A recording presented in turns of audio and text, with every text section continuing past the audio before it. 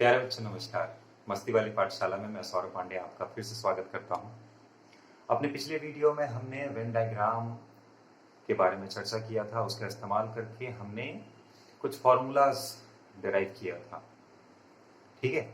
और आज हम अपने टॉपिक की शुरुआत करेंगे complement of a set with respect to a universal set के साथ।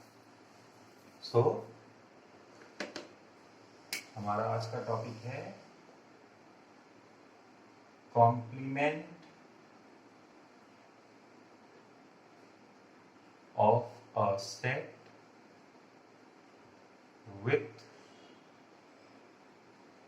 respect to a universal set।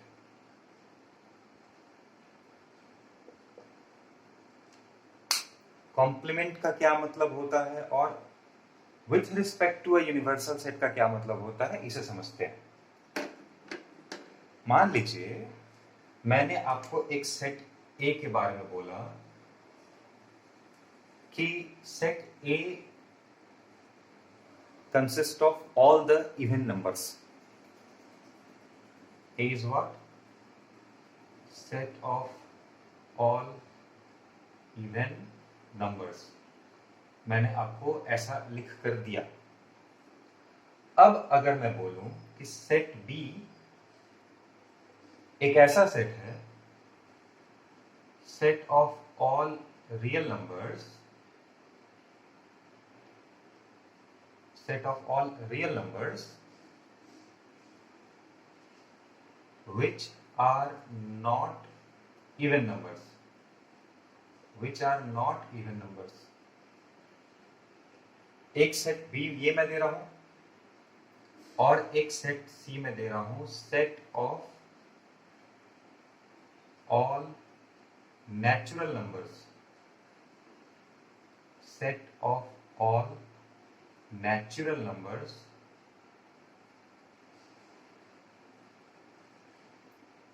which are not even numbers।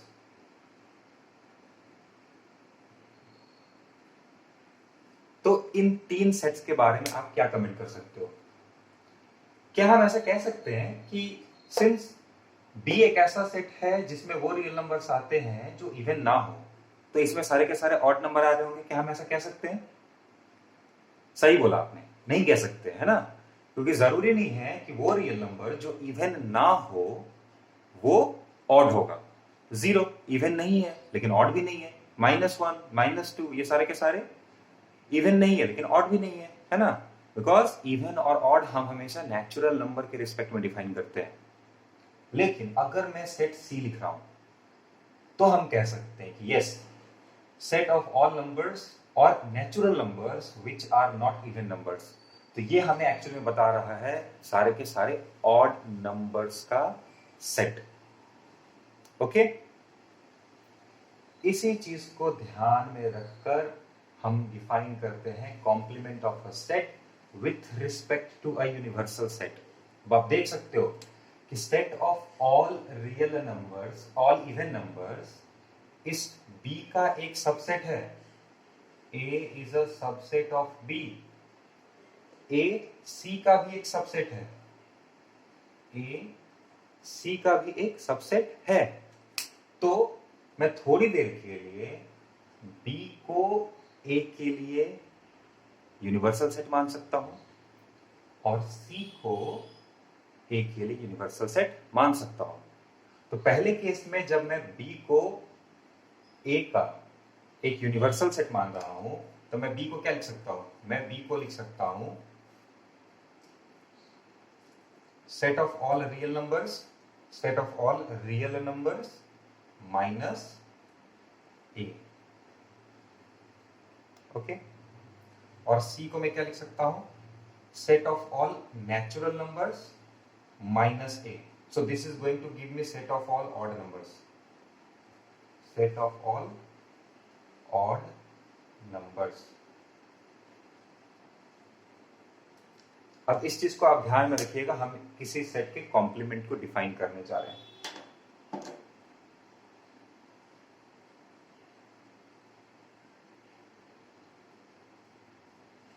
मान लो कि U एक यूनिवर्सल सेट है और सेट A उसका कोई सबसेट है। तो अगर हम वेन डायग्राम में इस स्टेटमेंट को रिप्रेजेंट करें तो कैसे आएगा? U हमारा एक यूनिवर्सल सेट है और A उसका एक सबसेट है। अपने यूनिवर्सल सेट को हम एक रेक्टेंगल के थ्रू रिप्रेजेंट करेंगे। ये मेरा यूनिवर्सल सेट हो गया और इसके अंदर एक सबसेट आ रहा है A। This is my A. Now, if I ask you, what is the set of those elements which belong to you but do not belong to A?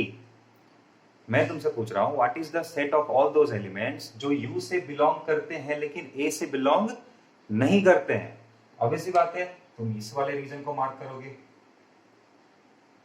भैया ये सारे के सारे जो रीजन आप मार्क कर रहे हो उसमें जितने भी एलिमेंट्स आते हैं वो यूनिवर्सल सेट का हिस्सा तो है लेकिन सेट ए का हिस्सा नहीं है। इसी रीजन को मैं बोल रहा हूं complement of set A with respect to the universal set U. With respect to universal set U. और इसको हम सिंबॉलिकली कैसे रिप्रेजेंट करेंगे? इसे हम रिप्रेजेंट करेंगे, इसका सिंबल क्या होगा? सिंबल होगा A और उसके ऊपर एक प्राइम का साइन देंगे, है ना। सो A प्राइम हमें बताता है complement of set A with respect to universal set U। अरे भैया ये और कुछ नहीं है, ये डिफरेंस ऑफ टू सेट्स है। ऐसे ही तो डिफाइन करते थे ना कि set of all those elements which belong to U but does not belong to A was nothing but U minus A। Set of all those elements which belong to U but do not belong to A। Okay और हम यहां से देख सकते हैं कि A और A dash ये दोनों डिसजॉइंट सेट्स हैं, है ना। So A and A dash are disjoint sets. So अगर ये दोनों डिसजॉइंट हैं तो मैं क्या लिख सकता हूं? A intersection A dash is equal to 5, है ना। अब एक बात बताओ, किसी यूनिवर्सल सेट का कॉम्प्लीमेंट क्या होगा? किसी यूनिवर्सल सेट का कॉम्प्लीमेंट क्या होगा उसी के रिस्पेक्ट में? तो किसी यूनिवर्सल सेट का कॉम्प्लीमेंट का मतलब भैया उन एलिमेंट्स का सेट जो U से तो बिलोंग करते हैं लेकिन U से बिलोंग नहीं करते हैं।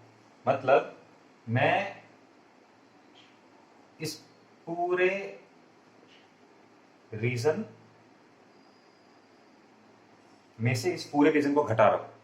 ये पूरा का पूरा रीजन U था, अब मुझे उन एलिमेंट्स को हटाना है जो U से बिलोंग करते हैं। तो मैं ये पूरा का पूरा शेडेड रीजन हटा दूंगा ना, तो मेरे पास बचेगा कुछ नहीं बचेगा। So U dash is going to be 5, null set। So the complement of universal set is nothing but an empty set। अब ठीक उसी तरह अगर मैं पूछूं कि किसी नल सेट का कॉम्प्लीमेंट क्या होगा, किसी नल सेट का कॉम्प्लीमेंट क्या होगा, तो इसका क्या मतलब हो गया कि भैया यूनिवर्सल सेट के उन एलिमेंट्स को पकड़ो जो कि नल सेट में नहीं है। अब नल सेट में तो इसमें से कोई भी एलिमेंट नहीं आएगा, इसका मतलब मुझे इस पूरे के पूरे रीजन को पकड़ लेना है। तो नल सेट का कॉम्प्लीमेंट मेरा यूनिवर्सल सेट ही हो जाएगा।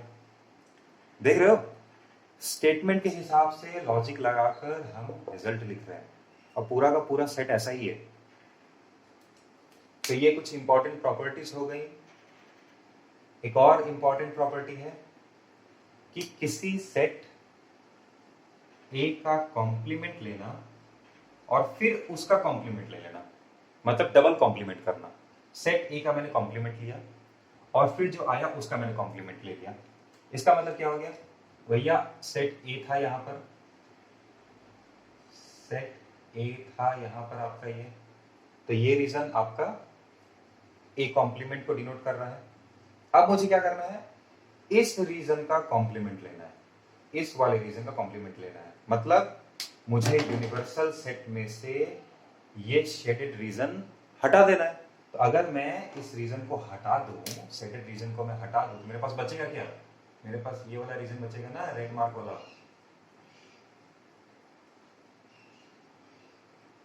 अगर मैं U में से A डैश ब्लैक वाला हटा देता हूं, क्योंकि A डैश का डैश करने का तो वही मतलब हो गया, मतलब U में से A डैश को घटा देना। तो मेरे पास क्या बचेगा, मेरे पास यही तो बचेगा ना, रेड वाला एलिमेंट बचेगा। और रेड वाला मेरा क्या है, red is nothing but set A। The red one is nothing but set A। इसको मैं A लिख सकता हूं। सो A के कॉम्प्लीमेंट का complement is equal to A। ऐसे ही आप लॉजिक लगा सकते हो। तो ये कुछ बेसिक प्रॉपर्टीज हो गई किसी सेट का कॉम्प्लीमेंट की। अब दो बहुत ही इंपॉर्टेंट लॉ है, उन्हें हम समझते हैं।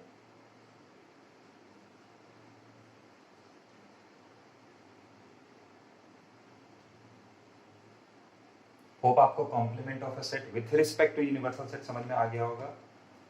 ठीक है, बिकॉज कॉम्प्लीमेंट ऐसे नहीं बोल सकते हैं। किसका कॉम्प्लीमेंट, अगर मैं नेचुरल नंबर्स को अपना यूनिवर्सल सेट मानूं तो सारे के सारे इवन नंबर्स का जो सेट बन रहा उसका कॉम्प्लीमेंट बन जाएगा सारे के सारे ऑड नंबर्स का सेट। लेकिन अगर मैं अपना यूनिवर्सल सेट पूरा का पूरा रियल नंबर मान रहा हूं तो इवन नंबर्स के सेट के लिए जो कॉम्प्लीमेंट बनेगा वो सिर्फ और सिर्फ ऑड नंबर का सेट नहीं होगा, वो सारे के सारे हो जाएंगे, माइनस वाले, उसके बाद प्लस में जितने ऑड वाले हैं वो सारे के सारे, जीरो, है ना। तो इसीलिए आपको यूनिवर्सल सेट डिफाइन करना जरूरी है किसी सेट का कॉम्प्लीमेंट डिफाइन करने के लिए। अब हम आते हैं अपना अगले टॉपिक को लेकर, जिसका नाम है De Morgan's law of complement of sets. De Morgan's law of complement of sets. अब ये क्या बोलता है, ये कहता है कि अगर दो सेट ए और बी कुछ इस तरह से हों कि उनके यूनियन का कॉम्प्लीमेंट लिया जाए तो वो बराबर होता है ए के कॉम्प्लीमेंट और बी के कॉम्प्लीमेंट का इंटरसेक्शन। सी, अगर ए और बी के यूनियन का कॉम्प्लीमेंट लिया जा रहा है तो वो बराबर होता है ए का कॉम्प्लीमेंट और बी के कॉम्प्लीमेंट के इंटरसेक्शन के बारे में, इंटरसेक्शन के बराबर। अब इस चीज को हम वेन डायग्राम के थ्रू प्रूफ करेंगे। आप एग्जांपल लिख के भी प्रूफ कर सकते हो और देख सकते हो कि हर बार वेरीफाइड होगा, लेकिन हम वेन डायग्राम के साथ इसको प्रूफ करने की कोशिश करेंगे ताकि वेन डायग्राम के साथ हमारा प्रैक्टिस अच्छा होता जाए। तो किसी भी सेट का कॉम्प्लीमेंट डिफाइन करने के लिए हमें एक यूनिवर्सल सेट की जरूरत होती है। तो ये रहा मेरा यूनिवर्सल सेट, ये रहा मेरा यूनिवर्सल सेट U। इसके अंदर ये आ गया मेरा A और ये आ गया मेरा B। This is my A, this is my B। तो A यूनियन B कौन सा हो जाएगा, A यूनियन B कौन सा हो जाएगा, A यूनियन B हो जाएगा भैया, आप इस पूरे के पूरे रीजन को पकड़ लो। तो this is my A union B। तो ये मुझे क्या बता रहा है, ये मुझे बता रहा है A यूनियन B। अब मुझे क्या करना है, A यूनियन B का कॉम्प्लीमेंट लेना है। तो कॉम्प्लीमेंट लेने के लिए मैं क्या करूंगा, यूनिवर्सल सेट का जो रीजन है उसमें से ये यूनियन वाला काट के हटा दूंगा। तो अगर मैं काट के हटा दूं मेरे पास क्या बचेगा, ये A का था, ये B का था, बहुत बड़ा बन गया, ये B, ये B। इसको मैं काट के हटा दूं तो मेरे पास क्या बचेगा, मेरे पास बचेगा ये वाला रीजन।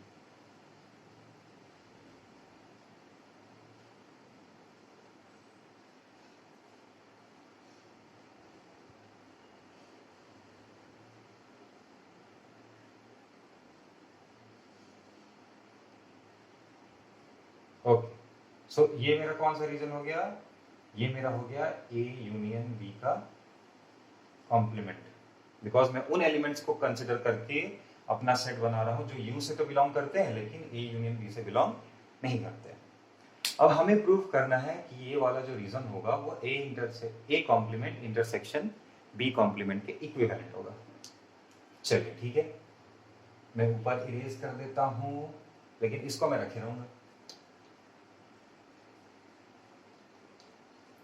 अब आइए देखिए,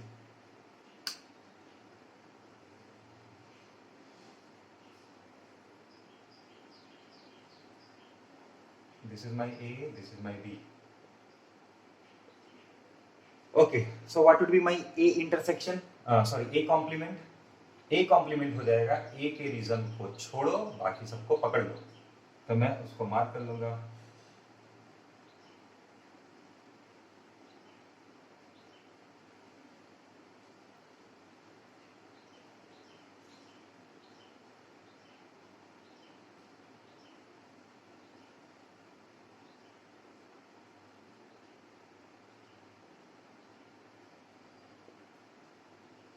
ठीक है, सो ये मेरा कौन सा रीजन हो गया? ए का कॉम्प्लीमेंट। ए का रीजन को छोड़ दिया, बाकी सबको पकड़ लिया। अब आओ B intersection, B complement.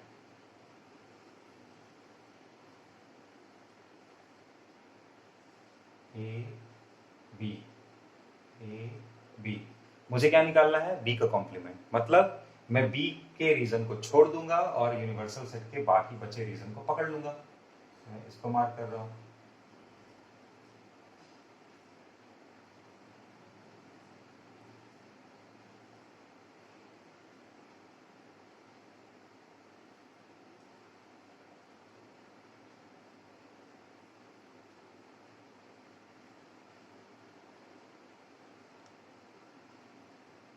Okay, सो ये मैंने कर दिया मार्क पूरा का पूरा। अब हमें क्या करना है? हमें करना था A complement intersection B complement, मतलब ये वाला शेडेड रीजन और इस वाले शेडेड रीजन में जो कॉमन है उसे हमें प्लॉट करना है। तो देखना इसे कैसे करते हैं। विजुअलाइजेशन में थोड़ा सा प्रॉब्लम हो सकता है, लेकिन मैंने एक तरीका सोचा है जिससे आपको आसानी होगी।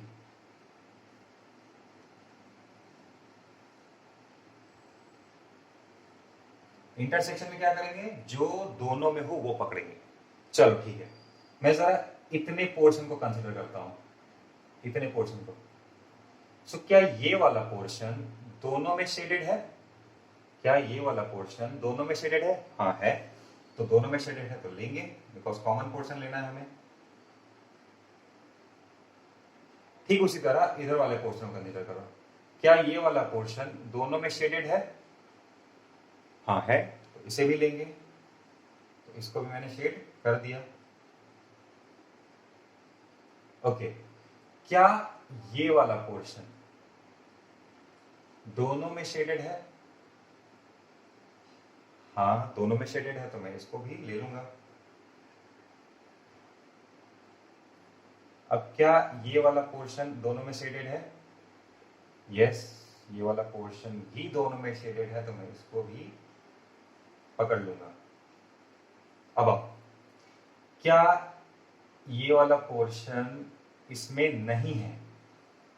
ये वाला पोर्शन इसमें नहीं लेना है, लेकिन इसमें लेना है, मतलब ये पोर्शन दोनों में कॉमन नहीं है, तो इसे हम छोड़ देंगे, इसे हम छोड़ देंगे। फिर ये व्हाइट वाला पोर्शन इसमें भी नहीं है और इसमें भी नहीं है, तो दोनों में नहीं है तो नहीं लेंगे, तो इस पोर्शन को भी नहीं पकड़ेंगे। फिर ये वाला जो बचा पोर्शन है इसमें है लेकिन इसमें नहीं है, मतलब दोनों में ये रीजन कॉमन नहीं है, तो इसको भी हम छोड़ देंगे।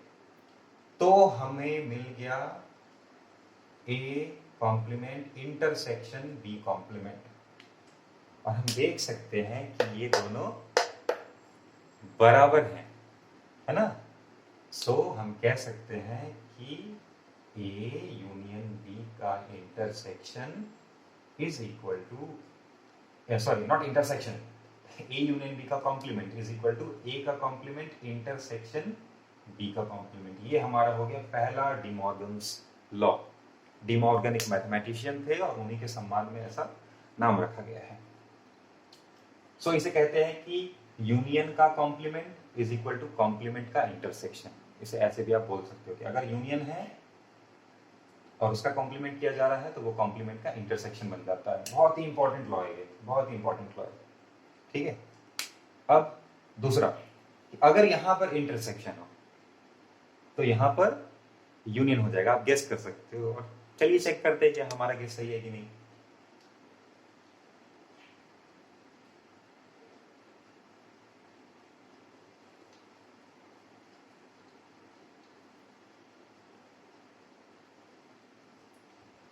हम फिर से वैसे शुरू करेंगे। हम एक यूनिवर्सल सेट लेंगे, सेट ए और सेट बी लेंगे। यहाँ आ गया मेरा, हमें प्रूफ क्या करना है, हमें प्रूफ करना है ए इंटरसेक्शन बी का complement is equal to A का कॉम्प्लीमेंट यूनियन बी का कॉम्प्लीमेंट। इंटरसेक्शन का कॉम्प्लीमेंट यूनियन, कॉम्प्लीमेंट्स का यूनियन बन जाता है, ऐसे बोलते हैं इसे। तो हम सबसे पहले एक यूनिवर्सल सेट लेंगे, उस यूनिवर्सल सेट में दो सेट ए और बी लेंगे।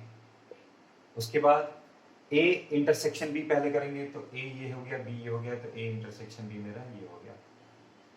सो this is my A intersection B. अब क्या करना है हमें, ए इंटरसेक्शन बी का कॉम्प्लीमेंट करना है, मतलब उस रीजन को पकड़ेंगे यूनिवर्सल सेट का जिसमें ए इंटरसेक्शन बी के एलिमेंट नहीं आते हो। तो कौन सा लूप बताओ, ये हमारा ए इंटरसेक्शन बी था। इसका मतलब इसके बाहर का सारा एलिमेंट पकड़ना, बाहर का सारा रीजन पकड़ना है मेरे को, जो कि यू के अंदर आ रहे हैं। तो मैं यहां से मार्क करना शुरू करता हूँ, बाउंड्री से मार्क करना शुरू करता हूँ। ओके, सो ये सारे के सारे मैं पकड़ रहा हूँ।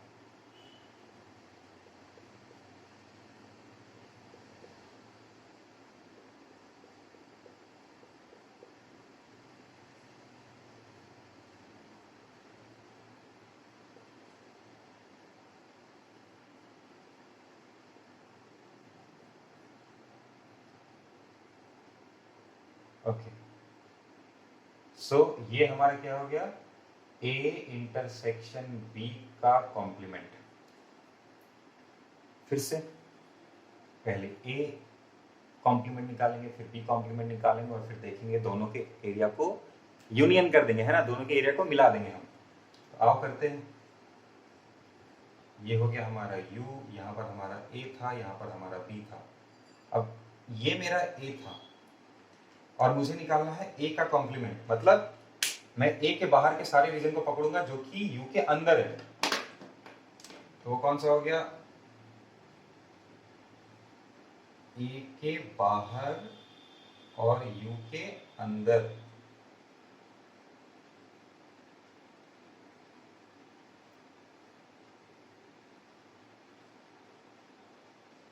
ओके, सो ये मेरा ए कॉम्प्लीमेंट को डिनोट करता है। सेकंड वाला,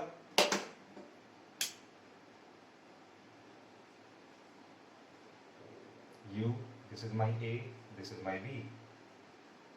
अब क्या चाहिए मुझे, b का कॉम्प्लीमेंट चाहिए, मतलब मैं वो रीजन पकड़ूंगा जो कि b के बाहर हो लेकिन u के अंदर हो।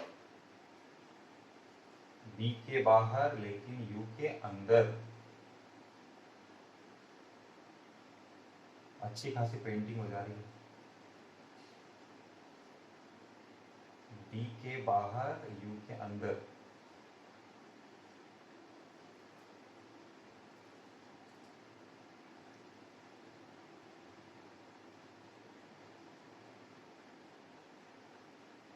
ओके, अब मुझे क्या करना है, मुझे इन दोनों शेडेड रीजन्स को कंबाइन करना है, मुझे उनका यूनियन करना है, और तब देखते हैं क्या मिलता है। सो कंबाइन करने के दौरान हम क्या करेंगे, वो रीजन देखेंगे जो या तो इसमें हो या फिर इसमें हो या फिर दोनों में हो, है ना। उन रीजन्स को हमें मार्क करते जाना है, क्योंकि यूनियन का यही मतलब होता है, ए यूनियन बी का वही मतलब होता है, या तो ए में हो या तो बी में हो या फिर दोनों में हो जाए। तो यहाँ मेरा सेट ए था, यहाँ मेरा सेट बी था। चलिए फिर से उसी तरीके को करेंगे। ये रीजन इसमें मार्क्ड है, इसमें भी मार्क है, तो हम इधर भी मार्क कर लेंगे। फिर इस साइड वाले रीजन को देखो, इसमें भी शेडेड है, इसमें भी शेडेड है, तो दोनों में है, बहुत बढ़िया, लेंगे। ओके, फिर इस वाले रीजन को देखो, इसमें है, इसमें भी है, लेंगे।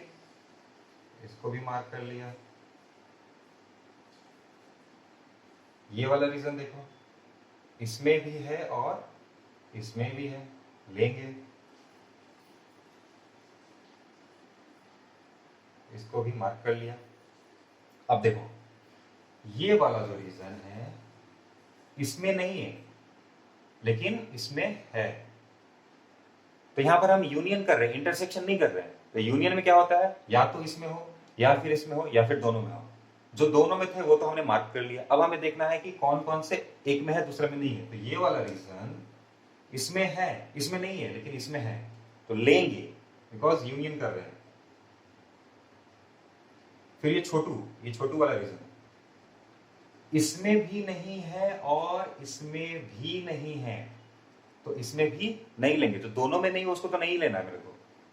फिर अब ये वाला रीजन इसमें है लेकिन इसमें नहीं है, क्योंकि यूनियन कर रहे हैं तो लेंगे, तो इसको मैंने मार्क कर दिया। अब जरा इस फिगर को, इस वेन डायग्राम को और इस वेन डायग्राम को देखो। बीच में ये छोटू व्हाइट है, बीच में ये छोटू व्हाइट है, बाकी सारे के सारे रीजन शेडेड है। इसका मतलब ये हमारा कैसे मिला था, ये हमारा मिला था A complement union B complement करने पर। और हम देख सकते हैं कि A complement union B complement वही रीजन है जो कि ए इंटरसेक्शन बी का कॉम्प्लीमेंट करने पर हमें मिल रहा था। तो हम कह सकते हैं कि ये स्टेटमेंट ट्रू है, हमने प्रूफ कर लिया वेन डायग्राम का इस्तेमाल करके दोनों के दोनों डी मॉर्गन्स लॉ को। तो हमने आज अपना सेट का ये चैप्टर खत्म कर लिया है। मैं आपसे रिक्वेस्ट करता हूं कि आप एनसीईआरटी के चैप्टर्स को बड़ी तेजी से बना लें। उसके अलावा भी अगर आप कोई बुक बनाते हैं बहुत बढ़िया बात है, ठीक है, लेकिन मैं एक्सपेक्ट कर रहा हूं कि अभी आप तुरंत क्लास 11 में इंटर हुए हो तो आपको बेसिक्स अपने स्ट्रॉन्ग कर लेने चाहिए। और एनसीईआरटी में इस लेवल के क्वेश्चन दिए हुए हैं कि आप छोटे छोटे कॉन्सेप्ट्स को अच्छी तरीके से समझ सकते हो उनके क्वेश्चंस के थ्रू। हालांकि अगर आप और भी कोई किताब बनाते हो तो फिर किसी तरह की कंफ्यूजन होती है तो आप कमेंट के जरिए मुझसे पूछ सकते हो। Thank you.